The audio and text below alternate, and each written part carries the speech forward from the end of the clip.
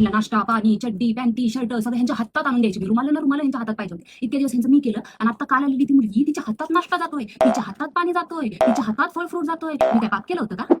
लग्न झालेल्या दुसऱ्या दिवशीपासून मला साडीवर बसवलं ह्यांनी. आणि ती काल आलेली मुलगी चड्डी पॅन्ट घालून फिरते. तिला कोणी काय बोलत नाही, तिचं कोणालाच दिसत नाही, सगळ्यांना दिसते ती मीच. इतके दिवस झालं लग्न. एक गोळी आणून माहिती काय यांना माझ्यासाठी, कारण ती पोरगी फक्त छिंप दिसतं तिला दवाखान्यात घेऊन गेली सगळे. लग्न झाल्यावर मला बी स्वयंपाक येत नव्हता. मी काय अशीच बसले का मला स्वयंपाक येत नाही म्हणून? मी स्वयंपाक बनवला, शिकला, सगळ्यांना करून खाऊ घातला. ही मला स्वयंपाक येत नाही बाबा, मी करत नाही, मला जमत नाही. मी लग्नाच्या आधी सगळ्यांना सांगितलं होतं की मला स्वयंपाक जमत नाही. आता सगळा स्वयंपाक मला करावा लागतंय. सकाळचा दुपारचा रात्रीचा सगळा स्वयंपाक मीच करणार आहे. ही पप्पा इथं बसून खाणार.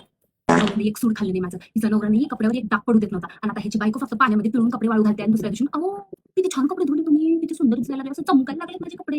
आणि इतके दिवस मी काय त्याच्या कपड्यावरती माती घालून देत होते का? बाई तसं बोलणी माय, तिने लहान आहे अजून, तिने आत्ताच आल्या, तिला समजून घे. तू माझी माई आहेस का तिची माई आहेस? तुला माझी साईड घ्यायला पाहिजे का तिची साईड घ्यायला पाहिजे?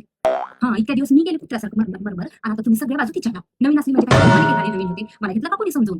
अगं तसं नाही, तू मोठी आहेस, तुला समजून घ्यावं लागते, समजलं का? काय माहिती काय सगळ्यांना आपल्या